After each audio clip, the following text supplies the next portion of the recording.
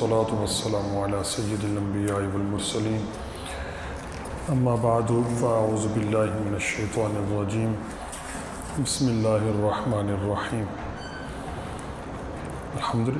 الحمدللہ عز وجل۔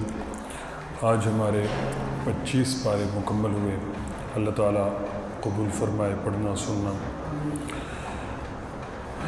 اللہ تعالیٰ نے ارشاد فرمایا حامیم تنزیل من الرحمن الرحیم۔ حامیم یہ حروف مقطعات میں سے ہے، اللہ اور اس کا رسول اس کا معنی جانتے ہیں۔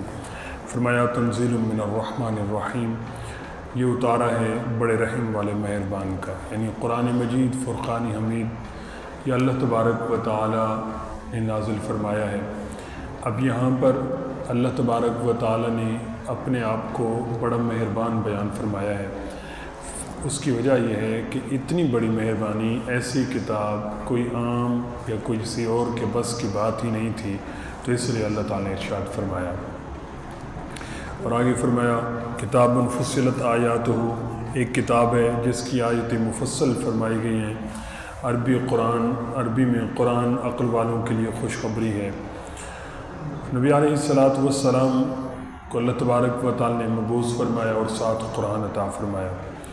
تو آپ صلی اللہ تعالیٰ علیہ وآلہ وسلم لوگوں کو جو دعوت دیتے تھے تو وہ آگے سے پتہ کیا کہتے تھے؟ وَقَالُوا قُلُوبُنَا فِي أَكِنَّةٍ مِّمَّا تَدْعُونَا إِلَيْهِ وَفِي آذَانِنَا وَقْرٌ وَمِن بَيْنِنَا وَبَيْنِكَ حِجَابٌ فَاعْمَلْ إِنَّنَا عَامِلُونَ، کہ بولے ہمارے دل غلاف میں ہیں۔ جیسے غلاف میں کوئی چیز ہو تو اس تک ہوا نہیں پہنچتی، کوئی چیز نہیں پہنچتی، تو وہ کافر بولے کہ ہمارے دل غلاف میں ہیں اس بات سے جس کی طرف تم ہمیں بلاتے ہو، یعنی جس الہ کی عبادت کی تم ہمیں دعوت دیتے ہو وہ باتیں ہمارے دلوں تک نہیں پہنچتی، اور ہمارے کانوں میں روئی ہے، اور ہمارے اور تمہارے درمیان روک ہے، حجاب ہے، پردہ ہے۔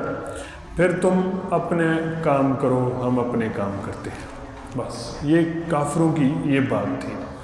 تو اللہ تعالی نے ارشاد فرمایا کہ یہ بات تو کافروں کی ہے، لیکن جب دل پر مہر لگ جائے، ختم اللہ علی قلوبہم وعلی سمعہم وعلی ابصارہم، تو جب اللہ تعالیٰ مہر لگا دیتا ہے تو پھر کوئی غلاف تمہارے دلوں پر نہیں ہوتا، وہ اللہ تعالیٰ کی مہر ہوتی ہے جو تمہیں ہدایت کی طرف آنے ہی نہیں دیتی۔ آگے اللہ تعالیٰ نے ارشاد فرمایا قل انما انا بشر مثلکم یوحا، تم فرماؤ آدمی ہونے میں میں تم ہی جیسا ہوں، یعنی انسان ہونے میں تم جیسا ہوں، باقی یوحا الیہ انما الہکم الہ واحد، کہ میری طرف وحی کی جاتی ہے بے شک تمہارا ایک معبود ہے۔ یہاں پر اللہ تبارک و تعالی نے نبی علیہ السلام کو بشر جو فرمایا اس کی وجہ کیا تھی؟ اس کی وجہ یہ تھی، ہمارا ایمان ہے ہمارے محبوب علیہ السلام بشر بھی ہیں، نور بھی ہیں۔ اہل سنت کا یہی عقیدہ ہے، بشر ہونے میں بھی آپ صلی اللہ تعالیٰ علیہ وآلہ وسلم کا کوئی مثالی نہیں ہے، کوئی ثانی نہیں ہے، اور اللہ تبارک و تعالیٰ کے بعد آپ صلی اللہ علیہ وسلم کا مقام ہے۔ اصل میں ہوا یہ کہ پہلے جتنے بھی انبیاء کرام علیہ السلام آئے، حضرت عیسیٰ علیہ السلام کی قوم جو ہے ان کو الہ کا بیٹا سمجھ بیٹھی، اور ان کے اندر پھر گروہ بن گئے۔ پھر حضرت عزیر علیہ السلام کو لوگ جو ہے وہ عبادت کرنے لگے، حضرت عزیر علیہ السلام کی، اور پھر فرشتوں کو بھی لوگوں نے اپنا معبود بنا رکھا تھا۔ تو اللہ تعالی نے فرمایا اے محبوب علیہ السلام، آپ کی عظمت اور رفت اور آپ کے معجزات و کمالات جو ہیں وہ عیسیٰ علیہ السلام، عزیر علیہ السلام اور ان تمام سے بلند والا اور بے مثال ہیں۔ تو لہٰذا جب آپ کے لوگ یہ شان دیکھیں گے تو کہیں ایسا نہ ہو کہ پھر آپ کے ساتھ بھی شرک شروع کر دیں، تو اس لیے آپ کو بھی معبود سمجھ کے بیٹھ جائیں۔ تو اس لیے آپ کہہ دیجئے کہ معبود نہ ہونے میں میں بھی تمہاری طرح ہوں، باقی میری طرف رب جو ہے وہی نازل فرماتا ہے۔ میں معبود نہ ہونے میں تمہاری طرح ہوں، باقی میں رب کا محبوب ہوں، رب مجھ سے محبت کرتا ہے اور میری وجہ سے یہ کائنات کو تخلیق فرمایا ہے۔ یعنی عام لفظوں میں بشر مثلکم کا معنی یہ ہے کہ معبود نہ ہونے میں نبی علیہ الصلاۃ والسلام ہماری طرح ہیں کہ نبی علیہ الصلاۃ والسلام بھی معبود نہیں ہیں، ہم بھی معبود نہیں ہیں۔ باقی نبی علیہ الصلاۃ والسلام کی طرف وحی نازل ہوتی ہے اور ہماری طرف تو نبی علیہ الصلاۃ والسلام نے خود احکامات عطا فرمائے ہیں۔ معبود نہ ہونے میں آقا علیہ الصلاۃ والسلام کی یہ بات بیان ہے۔ اور آگے اللہ تبارک و تعالی ارشاد فرماتا ہے حتی اذا ما جاؤہا شہد علیہم سمعہم وابصارہم وجلودہم بما کانوا یعملون، فرمایا یہاں تک کہ پچھلے عاملیں، یہاں تک کہ جب وہاں پہنچیں گے ان کے کان اور ان کی آنکھیں اور ان کے چمڑے سب ان پر ان کے کیے کی گواہی دیں گے۔ یہ اللہ تبارک و تعالی کی بارگاہ میں جب کافروں کو لایا جائے گا تو اس وقت ان کی ایک ایک چیز جو ہے ان کے بارے میں گواہی دے گی، ایک ایک عضو جو ہے ان کے بارے میں گواہی دے گا۔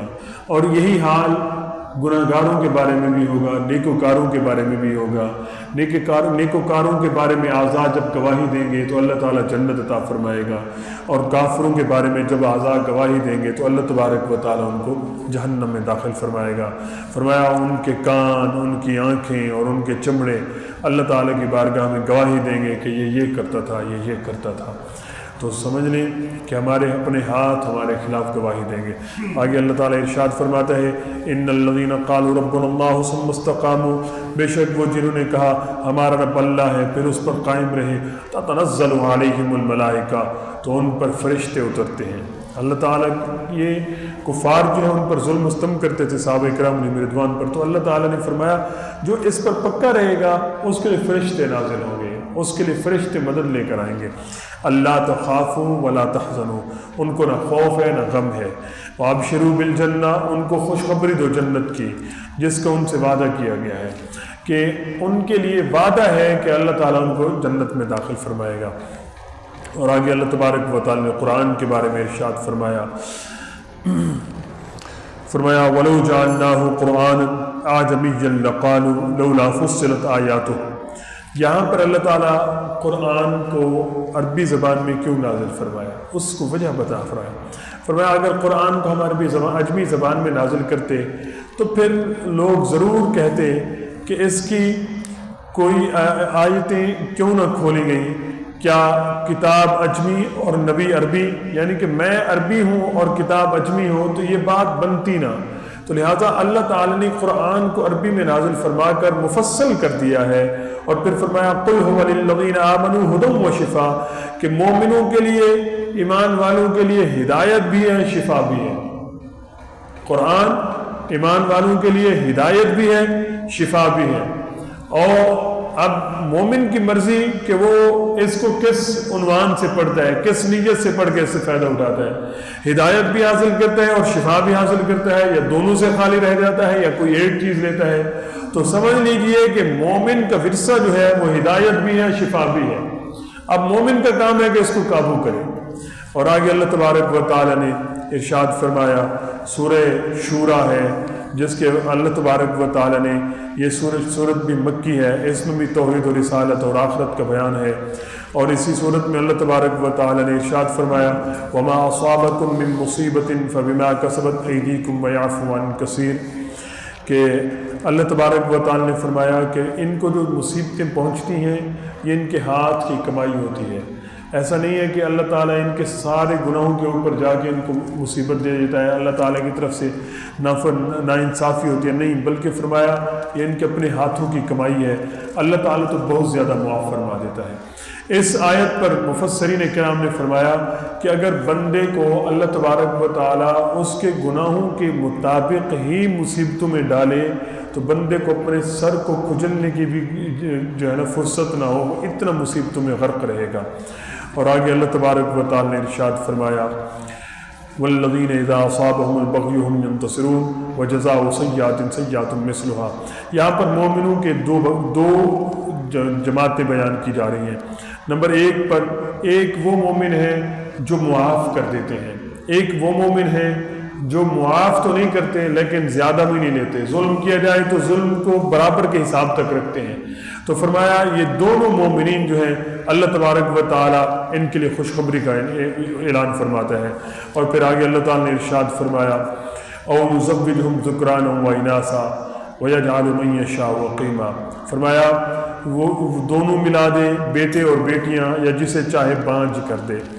آج کل کے دور میں بھی اللہ تعالیٰ ہمارے اوپر کرم فرمائے کہ اولاد میں جس شخص کی خالی بیٹیاں ہوں، یہ بہت کم لوگ ہوتے ہیں کہ جو بیٹیوں پر خوش ہوتے ہیں۔ بیٹے ہوں تو پھر بھی اللہ تعالیٰ کا شکر ادا کرتے ہیں، یوں نہیں کہتے کہ ہائے بیٹی نہیں ہے، ہائے بیٹا نہیں ہے۔ اللہ تعالیٰ فرماتا ہے کہ یہ میری مرضی، کسی کو بیٹی دوں، کسی کو بیٹا دوں، کسی کو دونوں دے دوں، کسی کو کچھ بھی نہ دوں، یہ میری مرضی ہے۔ جیسا کہ انبیاء کرام علیہم السلام میں بھی اسی طرح کا سلسلہ اللہ تعالیٰ نے قائم فرمایا۔ حضرت لوط اور حضرت شعیب علیہم السلام کی صرف بیٹیاں تھیں، بیٹا کوئی نہیں تھا۔ حضرت ابراہیم علیہ السلام کے صرف بیٹے تھے، بیٹی کوئی نہیں تھی۔ اور محبوب علیہ السلام کی بیٹیاں بھی تھی، بیٹے بھی تھے۔ اور میرے آقا علیہ السلام نے ارشاد فرمایا کہ اس عورت کی طرف سے برکت یہ ہے کہ اللہ تعالیٰ پہلی اولاد بیٹی عطا فرمائے۔ اور میرے آقا علیہ السلام نے ارشاد فرمایا کہ جب تم باہر جاؤ، گھر واپس لوٹو تو کچھ لے کر آؤ اور پھر اپنے بچوں میں تقسیم کرو، تو پھر پہلے بیٹی کو عطا فرماؤ۔ بیٹی کی تو شان ہی اتنی ہے۔ اور حضرت فاطمہ الزہرا رضی اللہ تعالی عنہ جب تشریف لاتی تھی تو میرے آقا علیہ السلام کھڑے ہو جاتے تھے اور ان کا استقبال کرتے تھے، ان کے ماتھے پر پیار کرتے تھے۔ اور آج نعوذ باللہ من ذالک امت مسلمہ جو ہے وہ بیٹیوں کے بارے میں استغفر اللہ پتہ نہیں کیسے کیسے خیالات لے کے بیٹھ گئے ہیں، کیسے کیسے وہم و گمان پیدا ہو گئے۔ حالانکہ بیٹی رحمت ہے، اور جس گھر میں بیٹی ہو اس گھر میں اللہ تعالیٰ، جتنی زیادہ بیٹیاں ہوں نا، ایک بات یاد رکھیے گا، جس گھر میں جتنی زیادہ بیٹیاں ہوں اس گھر میں رزق کی اتنی زیادہ فراوانی ہوتی ہے، اس گھر میں رزق کے اتنے زیادہ اسباب اور رزق میں اتنی زیادہ برکتیں ہوتی ہیں، بشرطے کہ بیٹیوں کو منحوس نہ سمجھا جاتا ہو۔ اور جن لوگوں نے بیٹیوں کو منحوس سمجھا ہے، بیٹیوں کے بعد ان کے اوپر تنگ دستی کے ایام شروع ہوئے ہیں۔ تو بیٹی جو ہے اللہ کی طرف سے رحمت ہے، اور رحمت کے اوپر شکر کرنا چاہیے۔ اور آگے سورہ زخرف ہے، اللہ تبارک و تعالی نے اس صورت میں جو ہے آقا علیہ السلام کی عظمت کو بھی بیان فرمایا، اور اسی صورت میں سفر کی دعا ہے۔ حضرت نبی علیہ السلام کے بارے میں ہے کہ جب اپنی سواری پر سوار ہوتے تھے تو الحمدللہ 3 بار پڑھتے تھے، اور سبحان اللہ 3 بار پڑھتے تھے، اور اللہ اکبر 3 بار پڑھتے تھے، پھر پڑھتے تھے سبحان الذی سخر لنا ھذا وما كنا له مقرنین وانا الى ربنا لمنقلبون۔ اور اس کے بعد اور دعائیں بھی آپ وسلم پڑھتے تھے۔ اور جب حضور صلی اللہ علیہ وسلم کشتی میں سوار ہوتے تو فرماتے بسم اللہ مجریہا ومرساہا ان ربی لغفور الرحیم۔ اور آگے اللہ تبارک و تعالی نے ارشاد فرمایا الاخلاء یومئذ بعضهم لبعض عدو الا المتقین۔ اللہ تعالیٰ فرماتا ہے کہ اے محبوب علیہ السلام ان کو بتا دیجئے کہ اللہ تبارک و تعالیٰ کی بارگاہ میں نیک لوگوں کا یہ مقام ہے۔ قیامت کے دن نا باپ بھائی رشتے یہ سارے چھوڑ جائیں گے، لیکن جو نیک لوگ ہیں نا وہ بندے کے ساتھ ہوں گے۔ دوست جو نیک دوست ہوں گے نا وہ نہیں چھوڑیں گے، ان کی وجہ سے لوگ جنت میں جائیں گے۔ حتیٰ کہ ایک شخص جس نے کسی نیک شخص کو وضو کے لیے پانی دیا ہوگا نا، وہ بھی اس پانی دینے کی وجہ سے جنت میں جائے گا۔ حضرت علی سے اس آیت کے بارے میں پوچھا گیا تو آپ نے فرمایا 2 دوست مومن اور 2 دوست کافر مومن، مومن دوستوں میں سے ایک مر جاتا ہے تو بارگاہ الہی میں عرض کرتا ہے یا رب فلاں مجھے تیری اور تیرے رسول کی فرمانبرداری اور نیکی کا حکم کرتا تھا اور گناہوں سے روکتا تھا۔ تو نبی حضرت علی فرماتے ہیں کہ پھر جب دوسرا بھی فوت ہوتا ہے تو اللہ تعالیٰ ان دونوں کو ملا دیتا ہے، اور پھر ان کے لیے اللہ تبارک و تعالیٰ فرماتا ہے کہ بتاؤ تم ایک دوسرے کے بارے میں، تو وہ کہتا ہے کہ یہ ہم دونوں ایک دوسرے کے ساتھ اچھے تھے اور ایک دوسرے کے ساتھ بھلائی کرتے تھے۔ تو فرمایا اللہ تبارک و تعالیٰ پھر ان دونوں کو انعام و اکرام عطا فرماتے ہیں اس تعریف کی وجہ سے۔ آگے اللہ تبارک و تعالیٰ نے سورہ دخان ہے جس کے بارے میں اللہ تعالیٰ نے قیامت کے بارے میں ارشاد فرمایا، اور اللہ تعالیٰ نے فرمایا کہ قیامت سے جب قیامت کے دن اللہ تبارک و تعالیٰ آسمان سے نازل فرمائے گا فارتقب یوم تأتی السماء بدخان مبین، تو تم اس دن کے منتظر رہو جب آسمان ایک ظاہر دھواں لائے گا، یغشی الناس ھذا عذاب علیم، کہ لوگوں کو ڈھانپ لے گا یہ دردناک عذاب ہے۔ قیامت سے پناہ مانگنی چاہیے، قیامت سے پناہ مانگنی چاہیے۔ اللہ تعالیٰ عذاب قیامت سے اور قیامت کی سختیوں سے محفوظ رکھے۔ قیامت کوئی چھوٹی موٹی چیز نہیں ہے کہ ہم اس کو برداشت کر سکیں گے۔ اور آگے ہے ان شجرۃ الزقوم، بے شک تھوہڑ کا پیڑ جو ہے طعام الاسیم، گناہ گاروں کی خوراک ہے۔ آج کل کے دور میں دیکھیں ایک بات یاد رکھیں، بعض دفعہ اس طرح ہوتا ہے، ہم سے بھی ہو جاتا ہے کہ کسی آیت کی تفسیر یا کسی بات کو مختلف سمجھ کے بندہ بیٹھ جاتا ہے۔ تو آج کل کے دور میں اسٹرابری کے بارے میں کئی کلپس بنے ہوئے ہیں کہ اسٹرابری جو ہے یہ جہنمیوں کا پھل ہے۔ اسٹرابری کے بارے میں جہنمیوں کا پھل کہا جاتا ہے، اور اس کے لیے جو دلیل پیش کی جاتی ہے وہ قرآن مجید فرقان حمید سے ان شجرۃ الزقوم، کہ بے شک تھوہڑ جو ہے یہ جہنمیوں گناہ گاروں کی خوراک ہے۔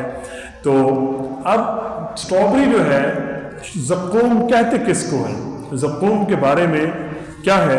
زقوم تھوہڑ ایک خبیث نہایت کڑوا درخت ہے جو اہل جہنم کی خوراک ہوگا۔ حدیث پاک میں ہے کہ اگر ایک قطرہ اس تھوہڑ کا دنیا میں ٹپکا دیا جائے تو اہل دنیا کی زندگی خراب ہو جائے۔ ایک قطرہ اس درخت کا اگر دنیا میں ٹپکا دیا جائے تو پوری دنیا کے لوگوں کی، دنیا کی انسانوں کی، ساری مخلوق کی زندگی خراب ہو جائے۔ اور اسٹرابری تو پوری بندہ کھا جاتا ہے، اسٹرابری تو پوری بندہ کھا جاتا ہے، ہر جگہ اسٹاک لگے رکھے ہیں، اور اسٹرابری کے قطرے بھی، مطلب اس کی رس جو ہے وہ بھی گرتی ہے۔ تو اس سے معلوم ہوا حدیث سے بھی، قرآن سے بھی، کہ اسٹرابری وہ زقوم نہیں ہے، زقوم جو ہے وہ جہنم میں ہے، اور اہل جہنم کو اللہ تبارک و تعالیٰ وہ عطا فرمائے گا۔ فرمایا کل مہل یغلی فی البطون، کہ گلے ہوئے تانبے کی طرح پیٹوں میں جوش مارے گا، کغلی الحمیم، جیسا کھولتا پانی جوش مارے، خذوہ فاعتلوہ الی سواء الجحیم، اسے پکڑو ٹھیک بھڑکتی آگ کی طرح، ٹھیک بھڑکتی آگ کی طرف بزور گھسیٹتے لے جاؤ۔ یہ جہنمیوں کے بارے میں اللہ تعالیٰ فرما رہا ہے۔ تو اس سے یہ بات واضح ہوئی کہ اسٹرابری وہ درخت نہیں ہے کہ جس کے بارے میں فرمایا کہ وہ زقوم ہے۔ تو اسٹرابری کھانا یہ اللہ تعالیٰ کی نعمتوں میں سے ہے، اور اللہ تعالیٰ کی نعمتوں پر بندے کو شکر ادا کرنا چاہیے۔ اللہ تعالیٰ سے دعا ہے کہ اللہ تعالیٰ ہمیں اپنے شکر گزار بندوں میں شامل فرمائے۔ آمین بجاہ خاتم النبیین صلی اللہ علیہ وآلہ وسلم۔